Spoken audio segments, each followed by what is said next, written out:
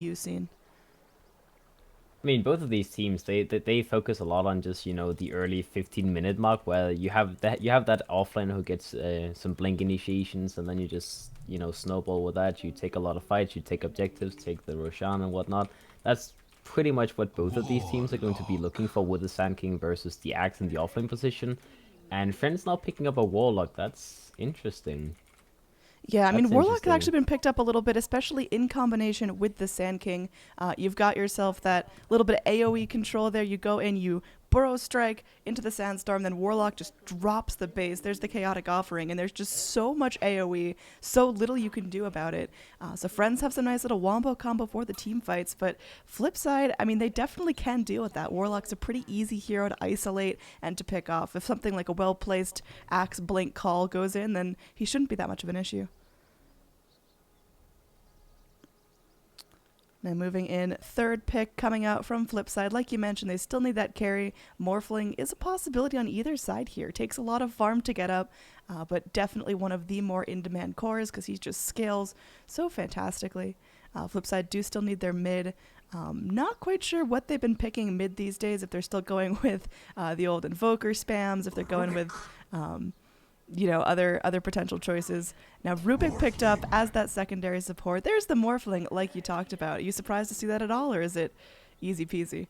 I think it makes sense because they have the Warlock. I expect the Warlock to actually be mid lane because whenever you see a Warlock being picked up, it's always like Pocket Pit mid lane that works out the best. If you have a support Warlock, it feels too greedy because it's a hero that needs so much farm to be relevant. You need level 6 fast, you need a lot of levels. If you don't have drums or like an Acronyms at a decent timing, it just feels like the Golem doesn't do enough in the mid game. So mid lane Warlock Fatal Bonds is insanely strong against heroes like Axe though, because if you get Fatal Bonds on Axe, he will never be able to blink since he just constantly gets applied damage to him. So it's pretty good for the control aspect of things. And flip side, well, Huskar makes sense. They probably fear the potential for friends to just go for this like wombo combo lineup and then they go for something early themselves. Huskar, you have the Oracle already, so you have the synergy between those two heroes. Against the Morphling, Huskar is also decent, at least early game. Yeah, I mean, it's kind of going back to that TI strategy, right? Whoever picks Huskar wins the game because he just snowballs so quickly, gets out of control so easily. What do friends have to do in order to lock him down? Do they have to keep a tri lane against him in laning phase, or do they have to constantly rotate, or can they afford to kind of give him a little wiggle room? I think they're not too worried about the Huskar to begin with because they have the Sand King Elder Titan dual lane, which is a very, very aggressive lane. So if they can just put a lot of pressure on him in the laning stage, I think they will still be fine with running with this like mid game strategy and not like change it up too much. All right, so last pick coming out there was that Invoker ban, making sure that mid laner won't get too spammy. Huskar usually in that safe lane position, but we can see him mid. Is that gonna be a mid hero? Huskar in the mid lane. Um, well, it can happen if they want to dodge out the Sand King Elder Titan lane, but you don't really want to send the Huskar mid unless it's a favorable matchup, like if you play against a Timbersaw or something like that. All right, so yeah, I mean, they've got a little bit of flexibility going for themselves. Very, very low on reserve time. They've got to make up their mind right now, and they go for the Death Prophet. Early snowball is what it looks like here. You go for the Rubik Telekinesis, Huskar lays in the damage, Death Prophet applies the tower push. I've seen a very similar strategy before out of this scene, and it won the game in like 19 minutes. Do you think that's what Flipside are hoping to do, or are they looking to scale up a little bit more before they charge in? We'll have to find out there as AA is the last pick coming out of Friends. Lots of control. They stop the healing. Huskar's big mechanic is he can dive in, he can get himself very low, but because of his lifesteal, because of his raw sustainability and his armlet and whatnot, he's able to get that HP that he needs to survive. But with AA, there's no healing, there's no HP restoration. Huskar is going to be very, very easy to lock down if they can consistently land Ice Blasts, and we'll have to see how effective Friends are going to be with that moving forward. Mad Kings, anything else you I mean, Death Prophet hasn't been picked up ever, at least for a long, long time. It's a while ago since Death Prophet was like this snowball thing. You have the Oracle with it, so technically it's okay. You have the Oracle to heal with the Death Prophet, but the Oracle can only choose one target. Like you don't want both the DP and the Husker to be reliant on the Oracle to be around and heal them. So I don't know, man. And with the surprise AA picks to end the draft, well, not really a surprise, honestly. It was pretty go-to that the Warlock would be in the mid lane, and then AA final pick, surprise to see not banned out, in the fifth phase. So, I like Friends draft a little bit more, just because AA seems to put an end to this Huskar strategy quite well. Yeah, I'm excited to see Undershock Warlock. I have not seen that for some time. I'm trying to remember if I've seen it at all, but I've heard very good things. What's the matchup going to be like in terms of overall farm and, equilibrium? The DP versus Warlock matchup. Yeah. I think that's actually a Warlock favored matchup, to be honest, because the way that DP wins the lane in mid usually is by having the Spirit Siphon and just go aggressive, but the Warlock doesn't really care too much about that. He has a little bit better right-click damage once you have a couple of items. You have that heal that's pretty insane. If you use it on yourself, you're never going to be able to die, so the Warlock should have a decent time mid. And his supports are also a little bit better at rotating in the mid lane. Oracle, Rubik is very static about defending this Elder Titan Sand King lane, whereas the Elder Titan can make quick rotations to the mid lane, so I think Friends have a better time to win the mid lane, for sure. All right, now whose draft overall are you favoring here? The kind of early game snowball being thrown up by Flipside, or the very calm, controlled Friends lineup? I think Friends just look better because of the AA. Like, both lineups are very focused about the mid game, where you want to have Roshan control and you want to like get towers in the 15-minute mark when the Axe have Blink, when the Armlet is up on the Huskar, and same thing for Friends when they are level 6 on the Warlock and they have maybe the first big item on him. So they both want to fight in that timing, and with an AA, it just feels like the Huskar is not going to be as strong as you want it to be. Yeah, I mean, the big wild card here is AA's levels. We've seen AA get his level 6 at like 7 minutes and also at 15 minutes. It really depends how much farm priority, how much solo XP he's able to soak in. Hopefully able to get that Ice Blast off before Huskar starts rotating and slapping some burning spears through your flesh. Yeah, he has the setup to get a lot of farm though, because the Axe, even if he goes into the offlane, Axe versus Morphling, the Morphling should be able to pretty much solo that lane, so the AA can just focus on pulling and getting his own experience. And obviously it's not a try-lane, since the Elder Titan will be either bottom or mid most of the game probably, so we will have a good time. Alright, so hopefully everyone loading back in, getting started. Okay, let's play this game that you hate so much. Where do you think we're going to see the first blood? Where to see the first blood? Well, hopefully at the Rune, honestly, because both teams it's the Russian mentality, right? You want to find the fight as early as possible just to insert your dominance or something like that. So fight at the Runes is my guess. Yeah, we've got Roger taking a little bit of damage there from old icy fingers, but always want to fly, sitting back, playing pretty conservatively, has those sentry wards, has the observers ready to go, but not going to go in too deeply to place them now. Radiant, they're all smoked up, maybe looking for some sort of rotation. There's already a very nicely placed observer in their jungle, and it will scout out the Oracle's movement, so Vanskor revealing for his team, and there could be an engage up at that bottom rune like you were talking about. We've got the Elder Titan still holding on to his stomp if he needs it. But they'd really like to give Undershock that extra bit of bounty to start out the lane well. I'm a little bit surprised that France isn't rotating more people to the bottom lane though, because like you said, they have that ward. They know that there's at least like 2 to 3 people down in the bottom area. So unless they expect like it to be DP plus Huskar and a support only, then you would see like, okay, the A is moving in, so they're readying for it. They want to fight this, definitely. Look at these stats coming out from Huskar here. 8 tangos, he's going to take a lot of damage, but then 3 iron branches, just making sure he absolutely gets the most out of those starting items. Yeah, that's a lot of regen, you know? Tangos and then just the happy tree tangos, that gives you a lot more regen, so he should expect to have a lot of contestation in the lane. He was playing against the Sand King ET, so he knows that this is not going to be an easy lane. Oh man, that Caustic Finale is going to really get on his nerves pretty quickly. It'll be interesting to see how the Huskar builds. I mean, I'm not quite sure how Sadoy is going to be able to level up, if he's going to max out those Burning Spears to get his most damage output, if he wants to grab any more points in that Inner Vitality. I've seen Huskars not pick up Inner Vitality till level 9 or 10, but I think he's going to be needing it a little bit earlier than that. It kind of depends. It's like a trade-off. You can get it if you want to have some security in the lane, but at the same time, like once you're level 6, the A will just start ice blasting you and your healing doesn't really matter anymore, so You can say good for both things, right? Yeah, I mean, Sadoy definitely going to be feeling a lot of pressure here. Has Vanscore to back him up. How effective do you think the Oracle's going to be here, or will he eventually be rotating out? I mean, the Oracle doesn't do too much against these two heroes. He does a good amount of right-click damage for support, but he just doesn't have much with the Rubik to follow him up. Like, they have setup for each other, but none of them have a lot of damage before they have a couple of levels. Like, the Oracle does that damage at level 3, but before that, it's mediocre at best. Alright, a little bit of initiation onto the Sand King. He does not have his Burrow Strike, but they're not going to follow up with a Rubik Telekinesis. Instead, just letting him off with a warning, allowing Huskar to get some pretty alright farm here. Picked himself up 3 last hits, but up top here, we've got our little water droplet, Yoki. He's just going to be picking up a ton of farm. 9 last hits already. There's no pressure for him as Axe opted to go into the jungle. That seems real dangerous to me, letting a Morphling free farm in lane.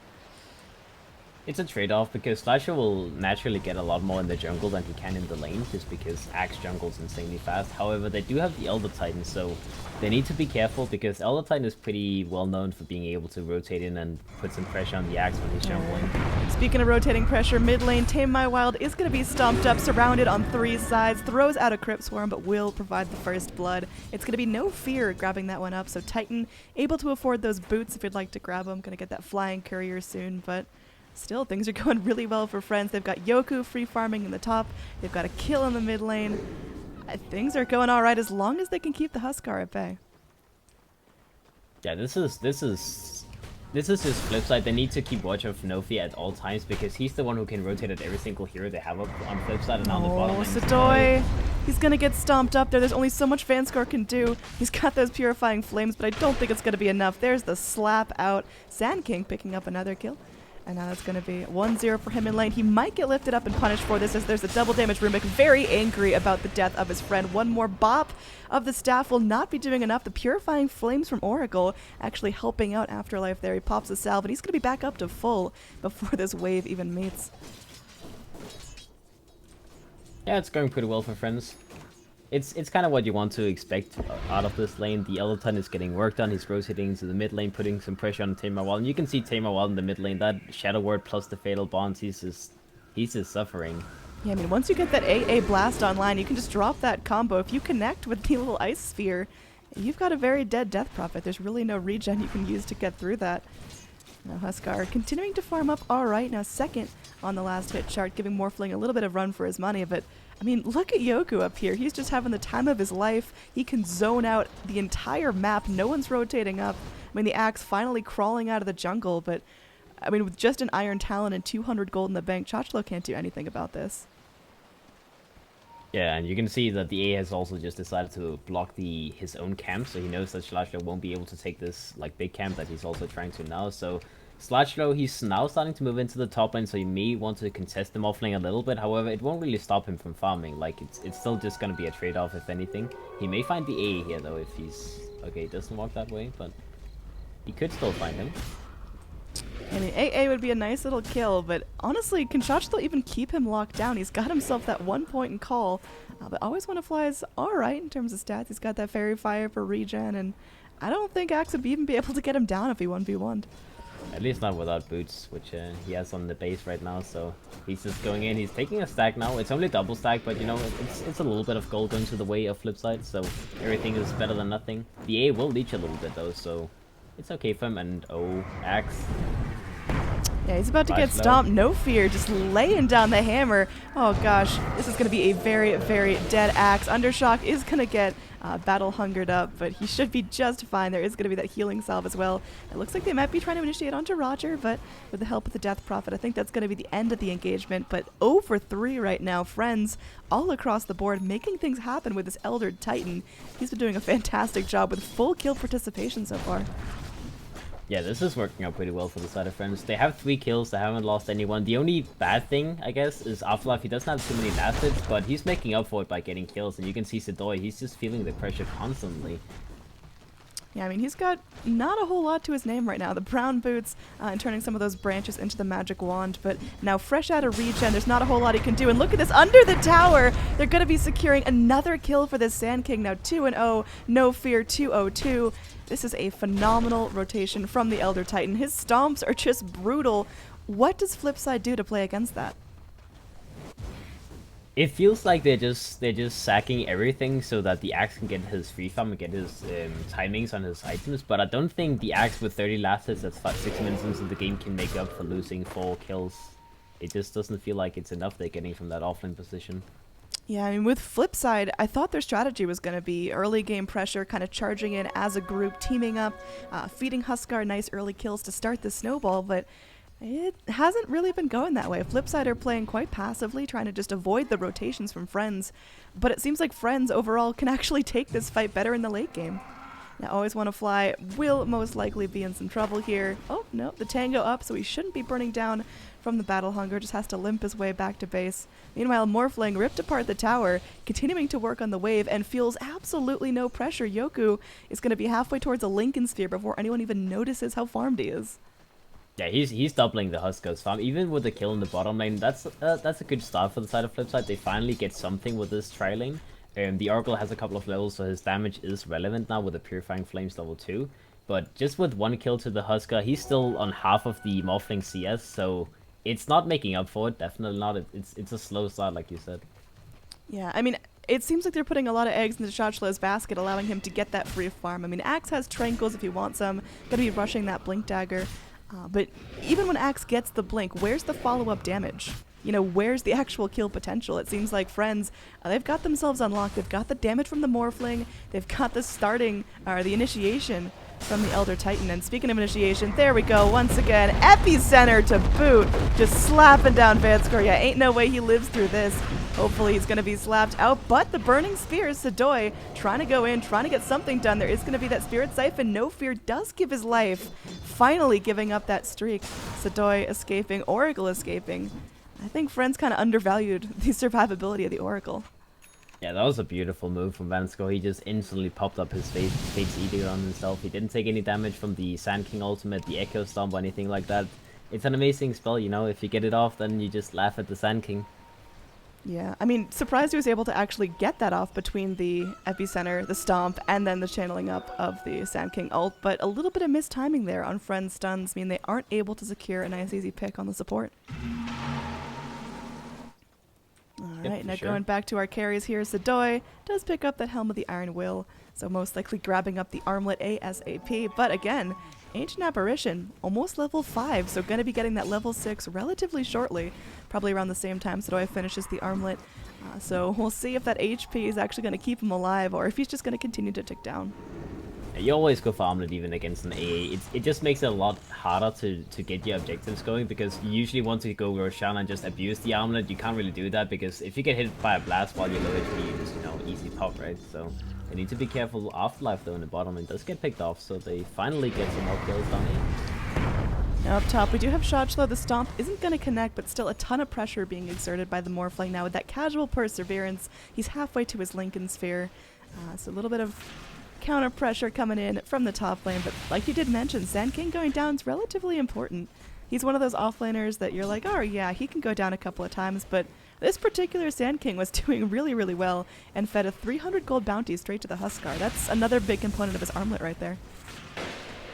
Yep, that's pretty good. Both teams were pretty much trying to do the same thing. Like, the Axe was getting pressured in the top lane and the Sand King in the bottom lane. But Flipside, they managed to get the kill and they don't lose anything for it. So, it's good. The Morphling still getting an amazing amount of farm. He's 2,000 gold ahead of the Huskar. So, like you said, he's going to be getting that Lincoln Sphere at a scary timing. Like, usually you're like, okay, this Morphling is just going to AFK farm until like 15 minutes. But it's probably going to be completed like 12, 13. So, this Morphling can go active very, very quickly this game. Yeah, I mean, aside from starting wards, we haven't seen any smokes from either side. Who do you think is going to be the one to actually grow the balls and go for that first big rotation? I imagine both teams are waiting for the smoke uses until they have the blinks on the Sand King / the Axe, because they just want to, death bowl and just jump in the enemy's face whenever they have those blinks up. So they will probably use like 3-4 smokes in like 5 minutes timing once the blink is completed. You can see that the Axe, he's trying to get it. He's 1,000 gold away from it, so it won't be taking too much of his time to get it completed with these stacks in the jungle.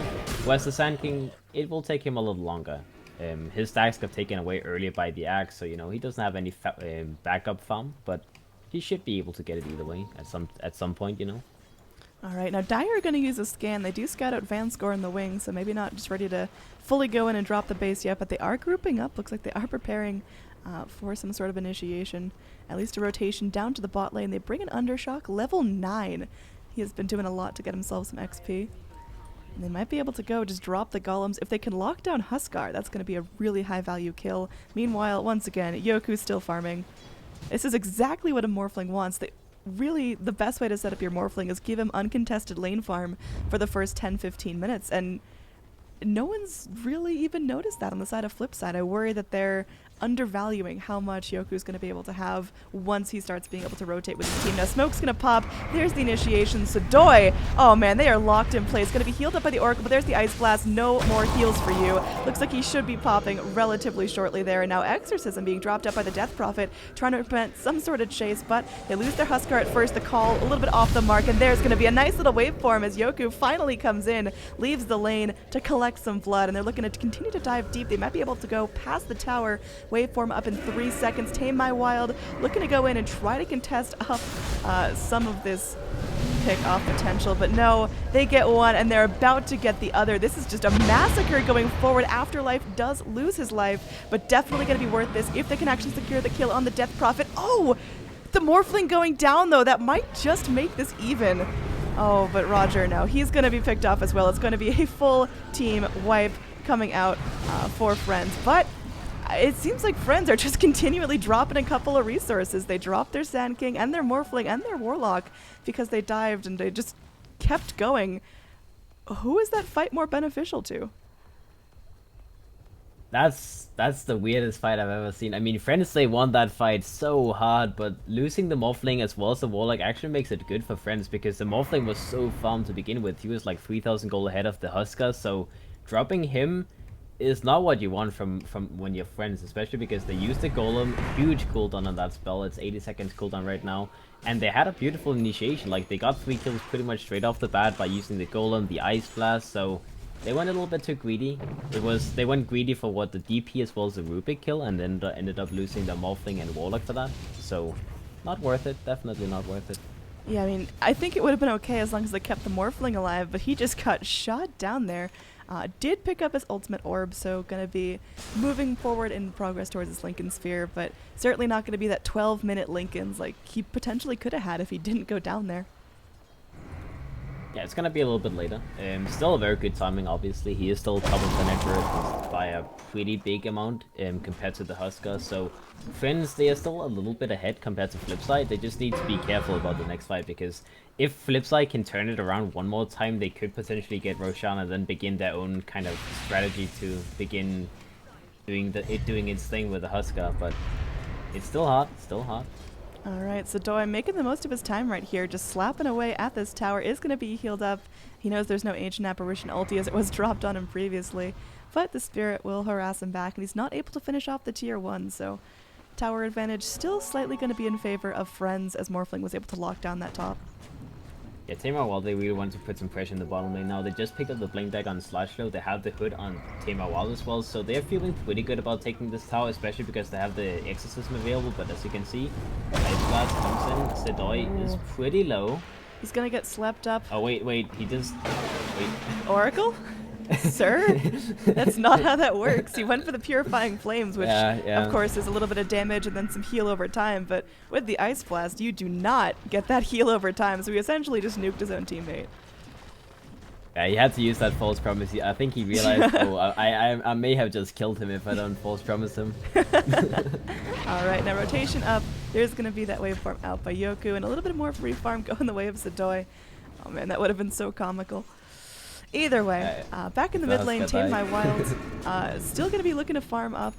Has picked up a casual Hood of Defiance, which is a little bit unusual for the Death Prophet. It's always nice to get that magic resist, but yeah, I was kind of expecting more of the Veil, that magic amplification, rather than the self-preservation. I think you're gonna see a DP this game with Hood maybe into BKB straight away, because they like I said earlier, they can only have one person who can rely on the Oracle, not both of them. So one of them need to go for that like uncontroversial build, I guess, just to survive in the team fights. Alright, now. Another stomp, gonna be dodged out this time, looking to get the most out of that exorcism. And there we go, Fortify being spent on the tower, but I don't think it's gonna keep it alive. First exorcism should yield, or rather, second exorcism should yield the tower in favor of Flipside. One more hit. Oh! The brief moment of hesitation from the Death Prophet means that Undershock was able to get the tower deny when he just totally shouldn't have. Yeah, that was a little bit tense. I think Flipside, they imagined that Friends would just jump them with everything they have. They did have the replicate available from the Morphling as well. It looks like they're still trying to set something up with the Invis rune on the Sand King. He could do something fancy here behind the tier 1 tower in the mid. I mean, he's got the do if he wants to go in for the epicenter, but again, without any lockdown, he's just kind of scouting around, trying to make sure no one is low, crossing back to the base. Could try to contest some Axis farm, could potentially steal some Tranquils, but there's going to be a rotation towards that mid lane. I don't think anyone's going down just yet. Healing the Tranquils, that would be the ultimate BM, man. Oh, there we go. There is going to be that smoke on the courier. Will it be revealed? No, Sand King opts to crawl the other way, so not going to be popping out that smoke. Could have been a fancy play. They may still know because the smoke was on the courier, so if he clicked on the courier and saw the smoke, they could have read that situation. We'll see. As Bottleman, you can see that Nofi, he's hiding himself. Morphling is also just standing away, so they at least expect something.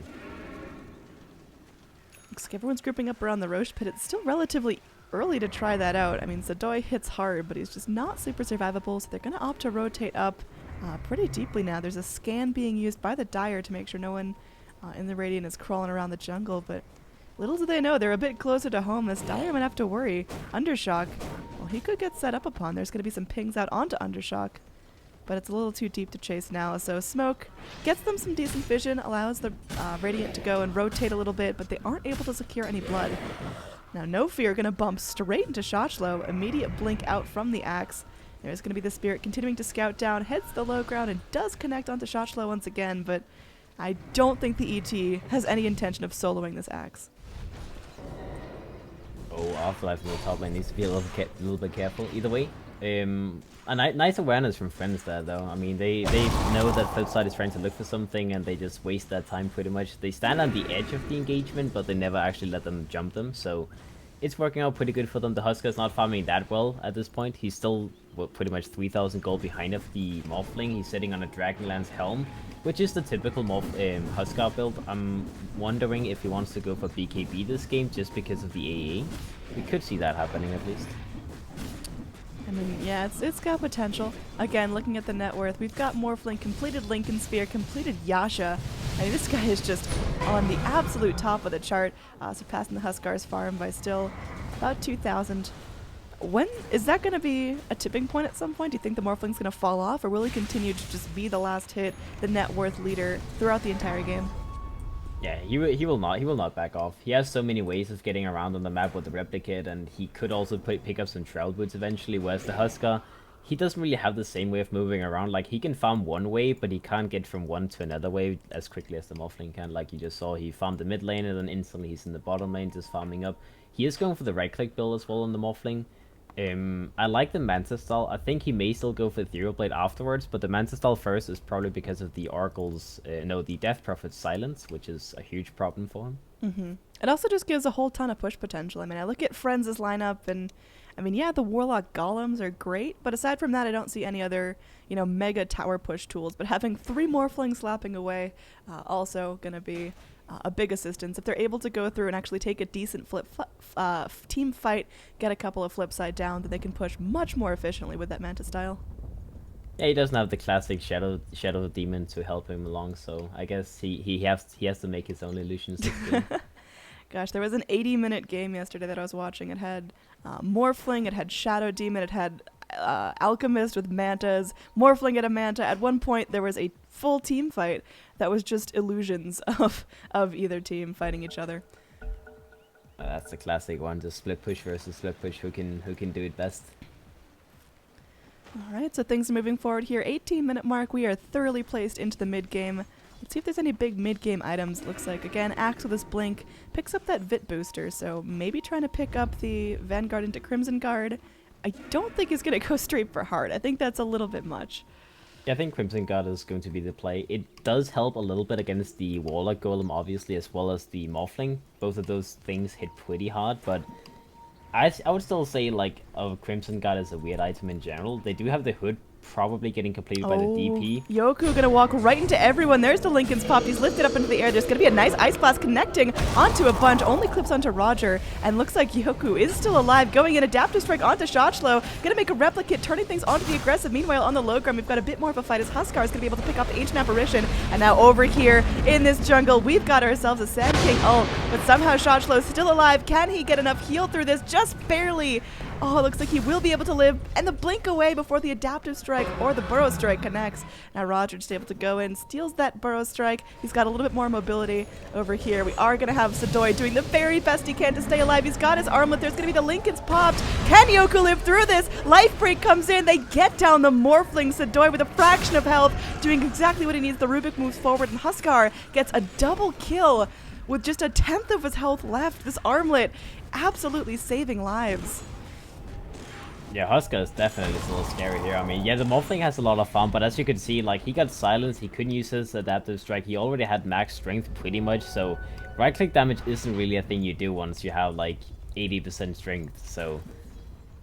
It was a little bit weird that he went onto the Huskar there. I guess he expected that there was some kind of follow-up, maybe the Ice Blast would have been off cooldown or something like that, but clearly that was not the play. He got killed. A little bit unfortunate. A lot of gold being given to the Huskar. Huskar is actually now on the same amount of farm as the Morphling just from that little fight.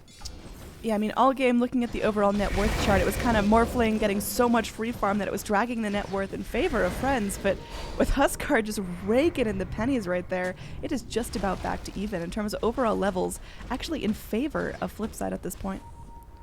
Yeah, it's very surprising, and both of the core heroes actually went for survivable items like the hood on the DP. And now Yoku once again gonna be silenced up. Can't hop to the replicate. The Culling Blade cleans him off. Tame My Wild with a really well-timed silence right there. Immediately after the call, there was no freedom for Morphling to waveform away, and that's the second time in a row he's been off the map, not farming. His items are stagnating. This is really, really bad news for Friends.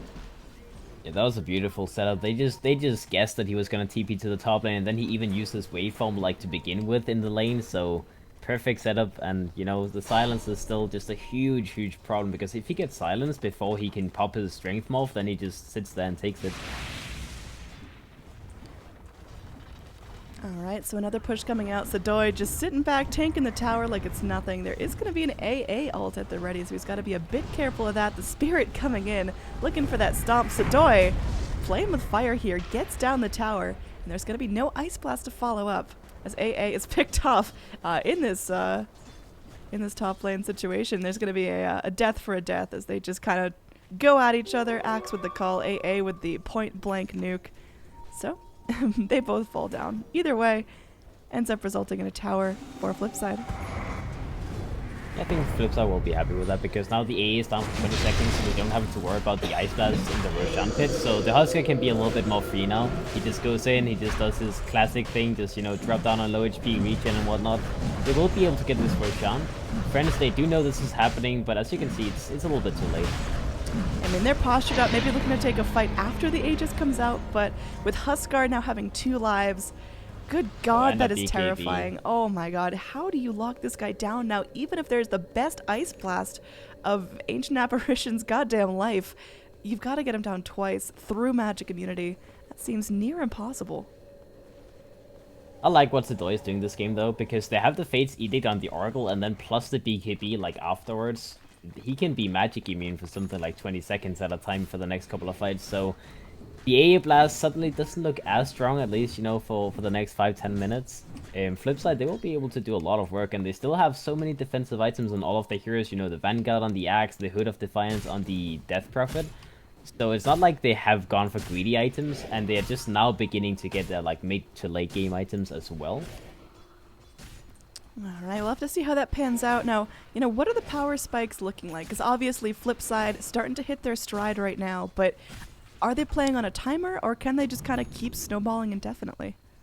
I think Friends, they're pretty much in a position where they will not get much stronger for the next like 10 minutes because the Warlock just finished his Acronym Scepter, so the ultimate is pretty strong. The next big power spike for him will be the Refresh Orb, the AA wants his Acronym Scepter, and in between getting that like next big item and all of their heroes, they won't really be much stronger than they are right now. The Morphling definitely wants this Mantis out before they do anything fancy, but they may have to give up like 1 tower, potentially even more, to get this Mantis Style. As you can see, he still needs about 1000 gold to complete it.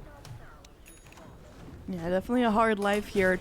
Far cry from that absolute free-farming Morphling we saw. He was killed like 3 times in a row, and all of a sudden, he's having a really tough time. Now rotation in, Huskar looking to patrol back No Fear and Undershock as they went. They tried to apply some push, but they're immediately forced back. Yep. I like Flipside. They don't want to give anything up to Friends. They know that Friends, they have to get that next big item very, very soon, so just not letting them get any items makes sense. And on the top lane, Yoku's trying to catch Vanskor, but that's just not gonna happen. Yeah, I mean, there was nice use of 4-steps there from the Axe. Vanskor was like, bail me out, buddy, 4-step me up. But of course, with Burrow Strike and Waveform, everyone can cross cliffs at this point. Yeah, they have so much mobility on the side of Flipside now, and the DP picks up his Plate Mill. The Rubik is getting scarily close to an Acronym Scepter where he can start, you know, dishing out spells left and right. So, Flipside, everything is looking pretty solid for them. As long as they can keep this Aegis and use it for, like, potentially another tier 2 tower, they will be in a good position this game. Alright, now Radiant Scan, they do reveal that there's a dire hero up top, No Fear. I mean, he's just kind of YOLOing out on his own. Huge rotation in. Full 5-man smoke. There is going to be that TP out from No Fear. Don't think he's going to be caught in time. There he goes. Home free. So a little bit of Flipside's time wasted looking for that ET. But either way, everyone kind of stalemated out, waiting for that next big engage. Where's the next fight going to go down? I mean, considering the fact that Flipside, they still have the Aegis, they will pretty much just be deathballing down the top lane now. The tier 2 tower is still standing up there. They may have to trade that for the bottom tier 2 tower. As you can see, Friends, they want to create as much pressure on the map as they can while they are just letting this tier 2 tower on the top lane fall, because clearly they don't want to fight them right now. Yeah, I mean, what's Morphling's comeback game here? Because he's got his Manta, he's got his Lincolns. Oh, mid lane. It's alright. I think Afterlife is fine here. I mean, he's got himself a Yules if things really, really go south. He brings in the rest of his team. Morphling feels okay to fight now with this Manta. Feels like, alright, he's hit that next little stepping stone, that next level up in terms of his overall power. Now there is going to be Shachlo going in, gets Yulesed up, Elder Titan Spirit, will scout him out. He blinks down to the low ground, tries to get aggressive. Little does he know, the rest of the Dire are going to back him up. Oh no, they're bailing. They are so far out of here. They do not want to fight after they see what's going down. Meanwhile, top lane, base is dropped. So Doi could be in some trouble. Undershock fighting with all he's worth. The Golems, though, they finish off his first life. He's going to be coming back. There is the Ice Blast, point blank, ready to go. It does connect. Now there's going to be the life break deep onto the AA, but always want to fly. Going to be able to live through the fire this time. Nice little rotation there. Warlock for the Huskar. Distracts the fight going on mid, and now this looks like it could turn very heavily in Friend's favor. There is going to be a Roger sitting there. He's got that little Burrow Strike if he wants to reinitiate, but for now the Golem's just going to keep chasing down Vanskor. Everyone trying to run for their lives. Maybe Shachlo tries to man up and go for the call, but looks like Flipside are trying to run away for now. Can they outspeed this Sand King? Does not look like it. There's the Exorcism popped. Looks like the decision has been made to try to live through this, but Tame My Wild getting kind of low. These Golems just bullying him down. See if he's able to get any farm out of that. There's a couple of gold going his way, and now reinitiation from Afterlife. Might regret this as he gets burned down very quickly from the Ghost Sleep onto Roger, but he's looking for something. Oh, Tame My Wild gonna get picked off here, trying to get down the stairs and will not be successful. Shachlo, one of the lone survivors on the Radiant side. This fight was just too long, too drawn out, and Roger may be the only one to get out with his life. What the hell happened there, Mad Kings?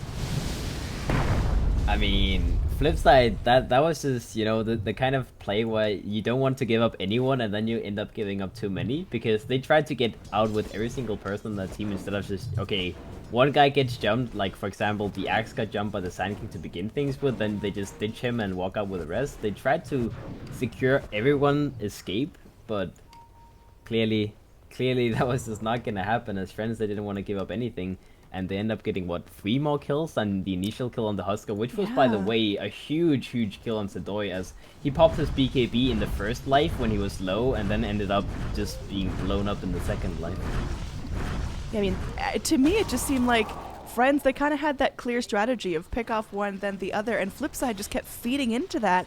They were so indecisive on whether they were trying to take this fight or just backing out cleanly. So there was those little moments of hesitation. The Rubik turning to steal the Burrow Strike, the Death Prophet turning and popping Exorcism and trying to go in with those Soul Siphons, the Axe deciding if he should look to Blink Call.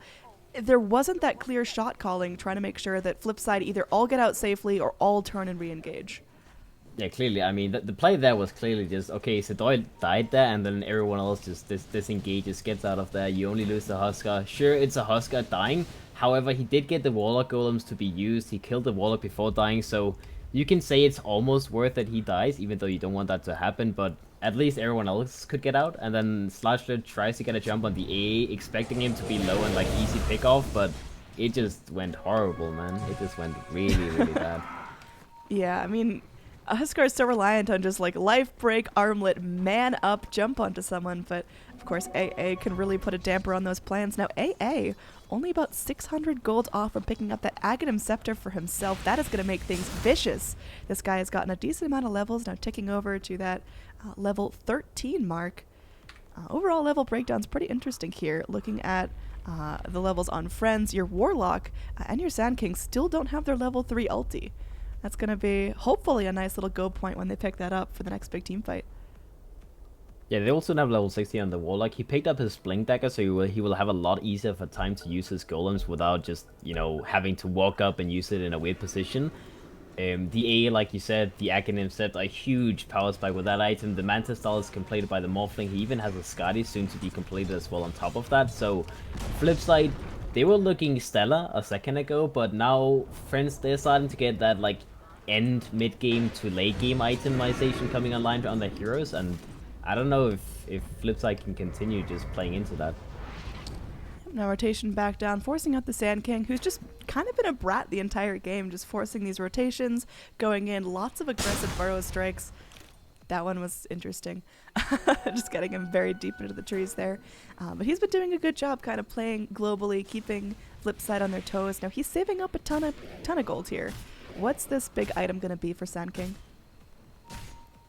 It's kind of, sometimes they go for 4 stuff, but I think when you go Eels first, you probably always want to follow it up with an Aghanim Scepter just so you have a huge range in your spells. Plus, having the Caustic Finale to be applied on everyone when you Burrow Strike is pretty good, you know, with the Fatal Bonds, everyone suddenly pops, they get slowed, and it's a little bit nasty, and you can use it from so far away.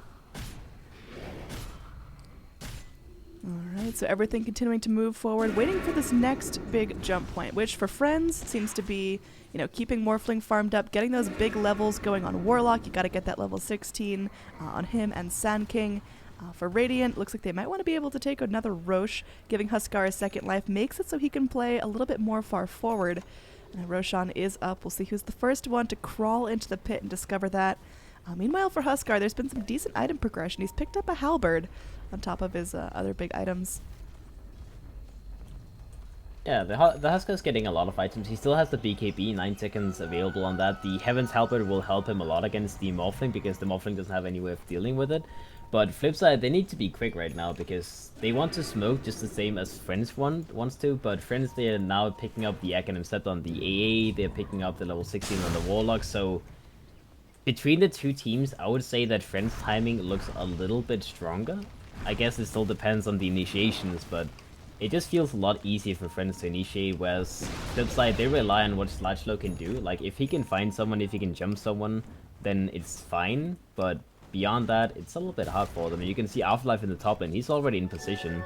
Oh, he's itching to go in on this. Now with the fan score here, it does make it a little bit more difficult. Again, the channeling of that ulti, the magic damage can easily be prevented.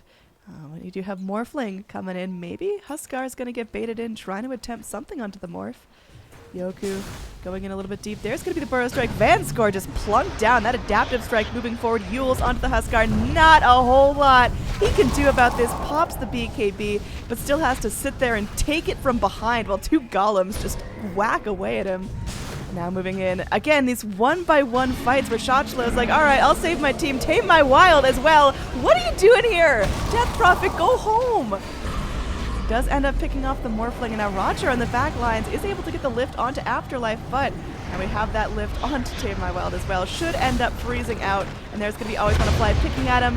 Earth Splitter comes in from the side. She's trying to go in with that Soul Siphon, but freezes into place, trying to heal up, but I don't think it's going to be enough. Another Ice Blast brings her down. In the end, it's a Morph lost for 3 very high-value cores.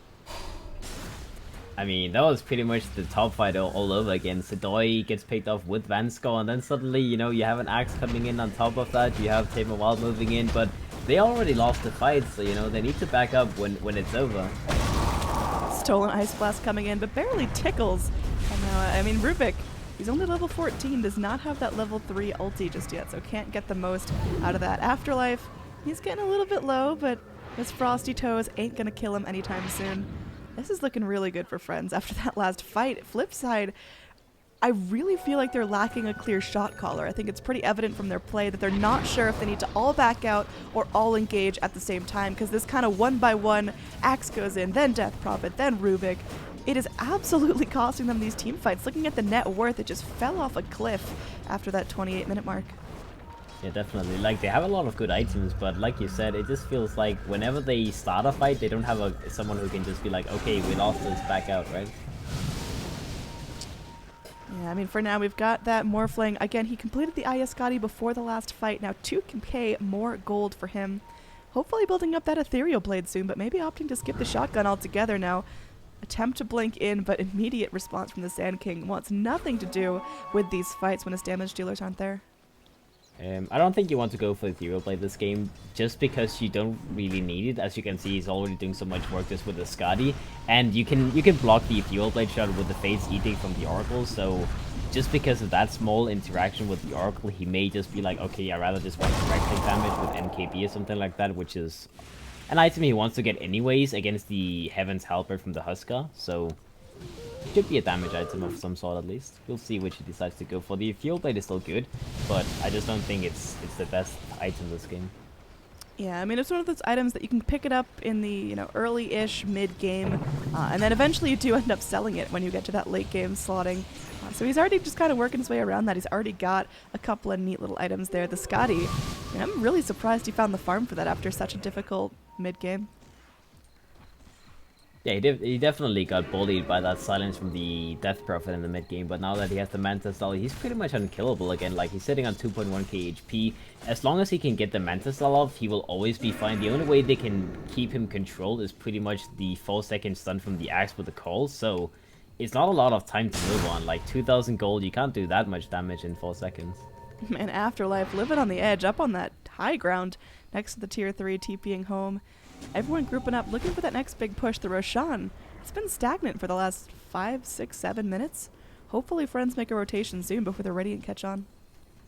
Yeah, Friends, they know that they are a little bit stronger than Flipside is right now, so they don't want to go in for the Roshan themselves. And Flipside, however much they want to get the Rosh, like, you're playing against an AA, you're playing against a Warlock who can blink in with the Golems, like, it's such a huge position for Friends to take a fight. Refresher on the Warlock as well. So we've got like 80 Golems coming at you hot. There's going to be that stolen AA Blast connecting onto Undershock, but he drops the base. Oh, underneath the Ice Blast. Tame My Wild does not have long for this world. Gonna get healed up by the Oracle. Vanscore trying to prevent any sort of damage, but I don't know how long that's gonna last. There is gonna be the Exorcism coming back out. Meanwhile, BKB on BKB action. Undershock is able to get a double kill using the Golems. They're looking for more. Even through the Blade Mail, Yoku just shreds apart the entirety of Flipside, getting himself a double kill, securing the Roshan for Friends. Another full team wipe in favor of the Dire. I think this fight may be close to over, as the Roshan will once again fall into the hands of the Dire, and they can move in and attempt to push those tier 3s. That was such a good defensive one, the Shark. Like, he got jumped by Slashdown and got called up, but he got forced up to the cliff so he didn't get killed by the Axe. And then, you know, double Golem, Ice Blast on 2 people, they instantly blow up, and everything just goes to hell. I mean, double Golem, that's hard to fight into, right? It's a scary team fight tool. Alright, so unfortunately the toilet golems fall. These are one of my favorite cosmetics in the game because they just look so stupid. Anyway, this tier 2 is just going to be decimated here. Yoku has that replicate flying as well, so once this tier 3 mid is cleared up, I can just hop back and farm elsewhere. Already has the replicate clearing out the bottom lane, so easy wraparound to continue to push there. Now Vanscore has respawned. Trying to make the Morphling's life a little bit more difficult. Stolen Adaptive Strike attempted. Now there is going to be that blink call as Axe might not know what he's bargaining for. Afterlife with a nice deep blink in. They're looking to go continue to play around. No, Sadoy, he's ready to go in. He's laying in the burning spears. This water droplet about to get boiled onto the low ground, but hops back to the replicate. Completely fine, and since there were so many resources wasted on the Morphling, friends just scurry out from underneath Flipside's nose. It was a decent hold from Flipside, but it's pretty much what you expected from friends. They already used the double golem and every other teamfight ultimate they had, so they only wanted the tier 2 tower and potentially just, you know, poke at the tier 3 tower. They didn't really expect to take it, so it's fine. You know, friends, they survive on everyone, they get back. They still won that huge teamfight. They have the Aegis on the Morphling, so it's going to be very, very scary from Flipside. And you can see Flipside, they're pretty much in the position where they have to go because they don't want to just wait and let the ultimates refresh on the side of friends. So even though they have Aegis on friends, Flipside, they still feel like it's better to fight now than wait for double golden. Yeah, I mean, they're going to be doing their best here. Death Prophet ulti just cools down, so they're able to apply some of that ghosty pressure, but Fortify might put a damper in their plans. And again, there are those big team fight spells coming up in just a second or two. There we go. We've now got double golems on the field. In another 20 seconds, we've got triple golems on the field. So not a great time to be Flipside and want to continue this push. I mean, look at this Morphling here, just, or rather the Sand King, just having some fun, cutting the wave. About to run into the entirety of the Radiant squad. Who just... Oh, this could be scary. Did someone just BKB and I missed? All right, here we go. Oh, look at the damage. There's the Epi coming in. Roger blasted apart the Yule's ends and tamed my Wild. Going to attempt to be healed off by Vanscar, but I do not think he lives through this one. It's just a matter of trying to get the most damage done before he drops. He will end up getting a full heal courtesy of the Soul Siphons, but he's just surrounded upon by 3. Now there is going to be another 1v1 coming in as the sleep latches onto Vanscore, who has no more ulti, no more way to bail himself out. The gap close is going to be a bit of an issue here. Vanscore has no TP. There's going to be that boots of travel in. Oh, Vanscore having none of that. Purges off the teleport coming into this creep. And now No Fear can attack, but Afterlife is able to drop in. They finally get the Oracle after a wild goose chase. Meanwhile, the rest of the Dire already knocking at the front door of the Radiant, ripping apart these racks. Here's the toilet bowls coming in to do their magic. It looks like we could be close to a last fight, if not a GG. Huskar doing what he can against Yoku, but Yoku just sitting here tanking on this tier 3 tower like it's nothing. Yeah, friends, they just seem so calculated in that defense as well. The Sand King just creep cutting the wave, and then suddenly Flipside, when they disengage, they even disengage in 2 different groups. Oh! Like all on its own. There's the stomp. There's more golems connecting with an AA blast as well. Everyone just burning low. The blade mail can't do shit to help this axe. Everyone's dying. Buybacks are spent. Buybacks are burned. It's diebacks all around here. No Fear may end up losing his life to Sadoy, who's BKB'd up. Always want to fly, goes into the Ghost Scepter form. Now Afterlife. Oh man, he's just going to be able to go. Slow, steady tick damage there with the Sandstorm. Yoku in a little bit of trouble, could end up burning, morphing some strength. Life break onto Always Want to Fly, who does melt down, but it's a rampage now as the GG is called. Double rampage now for Afterlife, popping out that quick little epicenter. Very well played from Afterlife, and Undershock just YOLOs right into the fountain, man. These guys are feeling good.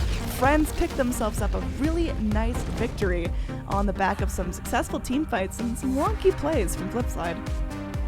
Yeah, it felt like friends, they were pretty calculated from the start to the finish. Like, they worked out well with the lane. They had that dual lane in the bottom lane that worked pretty well. They got some kills early on. They got 4 kills without Flipside getting anything in return. The Morphling was free farming, and even in the mid game, they just did exactly what that team fight, like their lineup, had to do.